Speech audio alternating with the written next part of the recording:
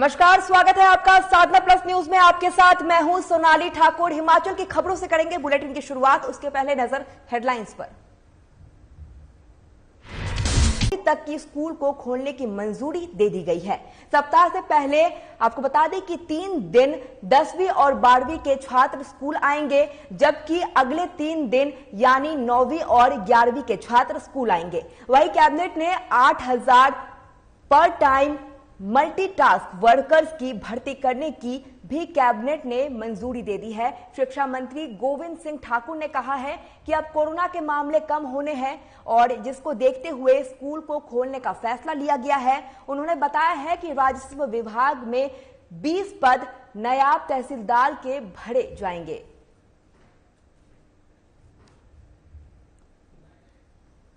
हमारे माननीय मुख्यमंत्री श्रीमान जयराम ठाकुर जी की अध्यक्षता में संपन्न हुई है और उसमें अनेक प्रकार के बहुत महत्वपूर्ण और जनहित के निर्णय लिए गए हैं, जिसमें कि एक तो कोविड पर जो प्रेजेंटेशन हुई है और उसके बाद इस बात पर विचार किया गया कि क्या हमको स्कूलों को खोलना चाहिए या नहीं। तो उस पर कैबिनेट ने चर्चा ये की कि अब हमारे पास कोरोना के मामले कम होना प्रारंभ हुए हैं और हिमाचल प्रदेश में लगभग 1748 के करीब अभी हमारे कोरोना पॉजिटिव के मामले हैं और इसमें हमने कहा कि अब क्रमवार तरीके से स्कूलों को खोलना प्रारंभ करना चाहिए और इसलिए उसमें यह निश्चित किया गया कि 10वीं और 12वीं के बच्चे स्कूल में सोमवार, मंगलवार और बुधवार के दिन बुलाए जाएंगे। वाणिज्य और उद्योग, खाद्य और सार्वजनिक वितरण मंत्री पीयूष गोयल हवाई मार्ग से शिमला आपको बता दें कि अंडा डेल पहुंचे हैं और जहां उन्होंने बीजेपी प्रदेश अध्यक्ष सुरेश कश्यप, मंत्री राजीव सहजल, बीजेपी पदाधिकारियों और कार्यकर्ताओं से उनका जोरदार स्वागत किया है।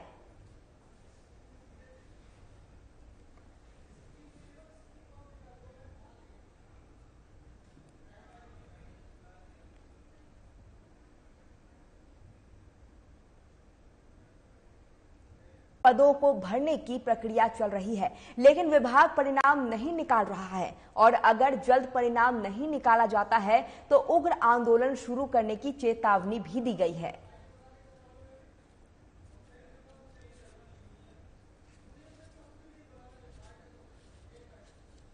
धरना प्रदर्शन है, ये जो है डायरेक्टर वेलफेयर ऑफिस के बाहर है। वो इसलिए क्योंकि हमारी जो पोस्टिंग है वो थ्रू वेलफेयर डिपार्टमेंट होती है। हमारी अपॉइंटमेंट थ्रू वेलफेयर डिपार्टमेंट होती है किसी भी डिपार्टमेंट के लिए।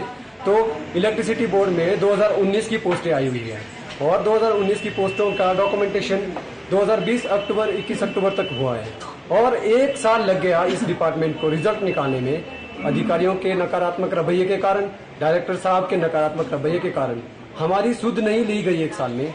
इसलिए हमें आज यहाँ पर विवश होकर आना पड़ा है और हमारे को 1 तारीख को डायरेक्टर साहब के साथ मीटिंग हुई थी हमारी। उसमें उन्होंने अपने मुंह से कहा था कि 3 दिन में जो है ये रिजल्ट आ जाएगा, लेकिन देखिए 1 तारीख से आज कितने दिन हो गए, आज तक ये रिजल्ट आना तो दूर, ये वहाँ का वहीं फंसा हुआ है। डायरेक्टर साहब इलेक्ट्रिसिटी को बोलते हैं, इलेक्ट्रिसिटी वाले डायरेक्टर साहब को बोलते हैं, इसमें पीछे जा रहे हैं हम लोग। और हम ये यहाँ पे आज ये डिमांड लेके आए हैं कि हमारा जब तक ये रिजल्ट नहीं आएगा, चाहे हमें रात को भी यहाँ बैठना पड़े, हम लोग यहाँ से हटेंगे नहीं। शिमला के गेयटी थिएटर में अंतर्राष्ट्रीय साइन लैंग्वेज डे के अवसर पर कार्यक्रम का आयोजन किया गया है। इस कार्यक्रम के तहत सुनने और बोलने में असमर्थ लोगों को साइन लैंग्वेज के माध्यम से अपनी भावनाओं को दूसरे तक पहुंचाने का प्रयास किया गया है। जहां आईएएस विनोद कुमार ने मीडिया से बात करते हुए बताया कि बड़े गर्व की बात है कि जो लोग हर किसी के सामने अपनी भावनाएं व्यक्त नहीं कर पाते हैं, उनके लिए इस तरह के कार्यक्रम से प्रयास किया जा रहा है कि प्रदेश और देश में उनकी भूमिका को लोगों के सामने रखा जा सके।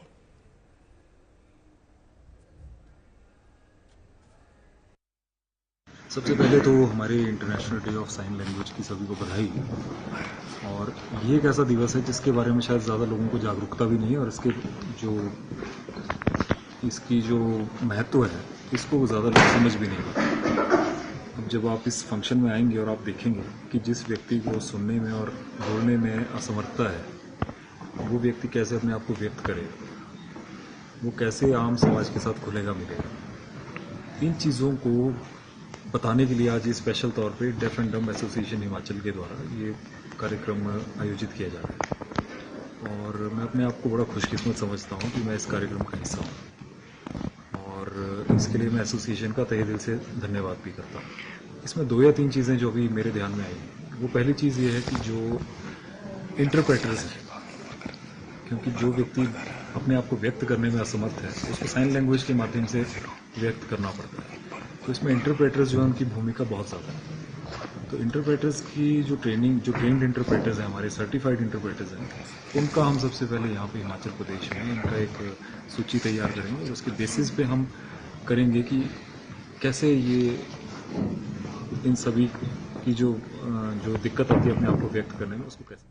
आजादी के अमृत महोत्सव वर्ष के मौके पर भारतीय उच्च अध्ययन संस्था के गुरु तेग बहादुर के 400वें जन्मदिन पर 3 दिवसीय राष्ट्रीय सेमिनार का आयोजन किया गया है, जिसमें देश के 30 विद्वान शामिल होंगे। सेमिनार में सिख गुरुओं के स्वतंत्रता में योगदान को लेकर चर्चा की जाएगी, और उसके बाद इसकी आपको बता दें कि स्मारिका भी प्रकाशित की जाएगी।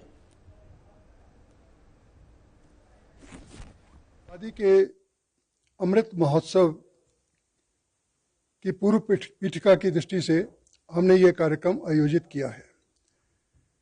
सिख गुरुओं का बलिदान का इतिहास रेखांकित किया जाना चाहिए इस अमृत महोत्सव में। इस सोच के साथ देश के 30 बड़े विद्वानों को, जिनको सिख इतिहास, सिख कल्चर और भारतीय स्वाधीनता संग्राम का पूरा पता है, उन्हें इस कार्यक्रम में आमंत्रित किया गया है। 3 दिन की ये कॉन्फ्रेंस है। हर रोज 3 सत्र होंगे।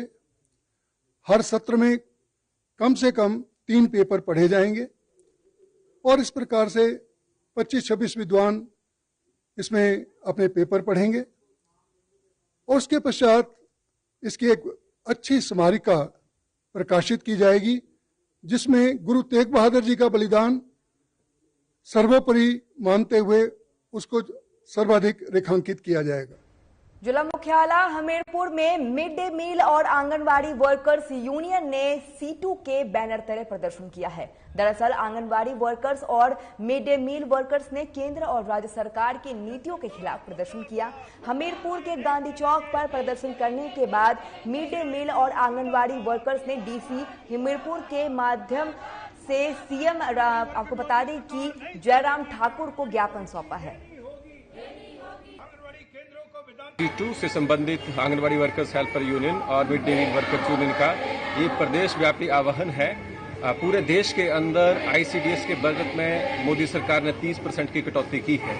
उसके विरोध में इसके साथ साथ जो प्री नर्सरी के अंदर जो है क्लासेस शुरू की जाएगी, क्योंकि हमारी मांग है कि आंगनवाड़ी वर्कर्स को उसमें सबसे पहले नियुक्ति दी जाए, क्योंकि जो आंगनवाड़ी का सिलेबस है, जहां बच्चे पढ़ते हैं, वही प्री नर्सरी का सिलेबस है, इसलिए वो बहुत सालों से अनुभवी है इस काम के लिए, तो प्राथमिकता के आधार पर उनको नियुक्तियां दी जाए।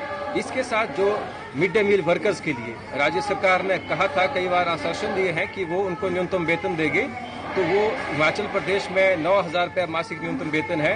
तो हमारी मांग है कि मिड डे मील वर्कर्स को जो है 9,000 रुपया मासिक न्यूनतम वेतन दिया जाए। इसके साथ जो डायरेक्ट वेलफेयर ट्रांसफर स्कीम है, जिसके जरिए जो है राशन जो बेनिफिशियरी है उसको डायरेक्ट ना देकर के जो है खातों में के माध्यम से पैसे डालने की जो प्रयास चल रहे हैं, उसका हम विरोध करते हैं। सुप्रीम कोर्ट ने भी इसको लेकर पहले संज्ञान लिया है और कहा है कि डायरेक्ट जो है बेनिफिशियरी को बेनिफिट मिलना चाहिए।